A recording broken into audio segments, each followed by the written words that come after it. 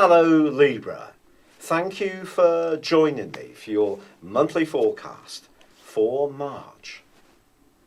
This month begins with the Sun and Mercury continuing in the sign of Pisces. Now Mercury's not particularly happy in this area because of the watery, mutable energy which tends to diminuate the more crisp and intellectual powers that Mercury has. But essentially you're being asked to focus on details, even if information is not coming through quite as clear as you would like. But the Sun also starts this month in a conjunction with Neptune, the planet of dreams.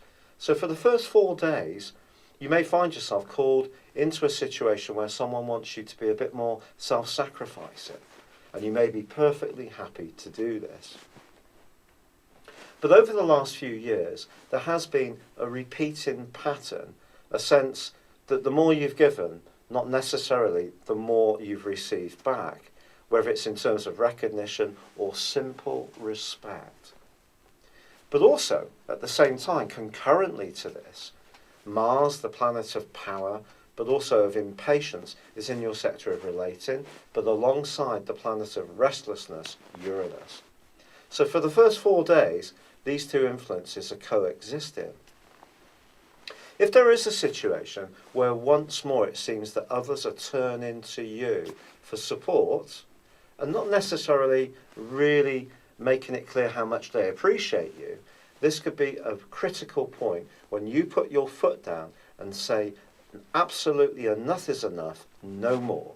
Because what Mars's conjunction with Uranus can do is see you mark out your boundaries, your parameters, in a much more assertive way, but in a way which may surprise anyone who comes into contact with you.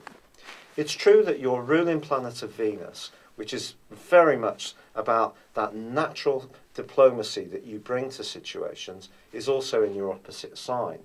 Now this can see you bringing greater harmony to the good relationships in your world, but Venus does go into a retrograde on the 4th, which is going to last for the rest of this month. And that could get you thinking about relationships in quite a big way. And all of this can see you thinking about whether your needs are really being met. And that's an important thing, isn't it? It's not just about what we give or what other people expect of us. There has to be something in it for ourselves too. And if you've been too availing, this can be the month when you start to put your foot down and really make it clear that this needs to be a two-way street, and most of all needs to be fair, which is obviously at the very heart of your being. Now on the 10th of this month, Mars is going to be leaving the sign of Aries and moving into a deep, passionate part of your scope where he's going to be for the following 6 weeks. This is great if you're wanting to be more assertive and go-getting around business or joint resources. If you're an entrepreneurial person, this can really help you. But it could also, in a more romantic sense, see your passionate needs, the more sensual side of your nature, being primed too. But there is a full moon, which occurs on the 11th, and this full moon can bring into the open issues which have perhaps been rumbling in the dark, in the depths, that perhaps even you have been reluctant to bring into the open.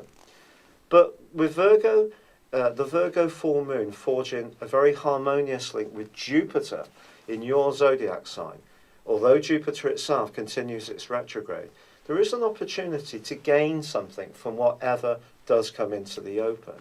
And that may be just articulating how you feel about things in a clearer way. It is true in those first 4 days of this month too that Jupiter is in opposition with Mars along with Uranus. And it's possible that someone could tell you something then that really you want to believe. It could be quite a dramatic statement. It could be that someone's going to reach out to you that actually you're really attracted to, and it could make your pulse race quicker. But I think it's going to be by the 14th when Mercury moves into a much clearer area for you, when you can start to really discriminate from what's possible and what's actual. And that's going to see dialogue become much clearer.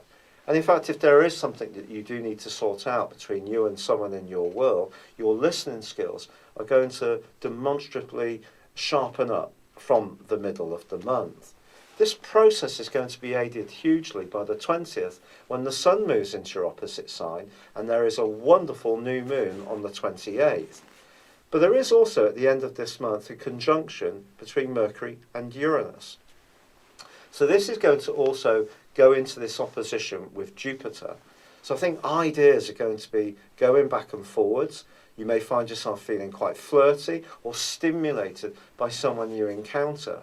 But also, Mars is forging a very harmonious link with Neptune as the month comes to a close. And if there is a situation where you can see some equity in the giving and the getting, then it can all come to a lovely point as this month comes to an end.